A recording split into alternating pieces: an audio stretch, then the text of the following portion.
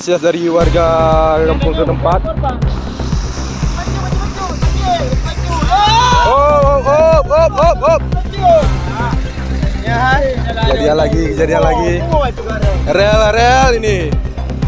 Ya. Ini kondisi di depan jalan Ujung Pacu. Rel yang dibuat oleh pemerintah, ya. Nih, sudah memakan korban pagi malam ini sekitar 6 orang jatuh sendiri karena licinnya rel. Ya, ada 6 orang ini. Nah. Kejadian di Simpang Ujung Pacu di Backli. Dia menaik dulu jalan yang banyak. Ini dia. Yang banyak. Ya, kita pegang ke atas. Lagi rel Abu Nawah buat but. Nah, kaput draw malamnya apa? Lupa.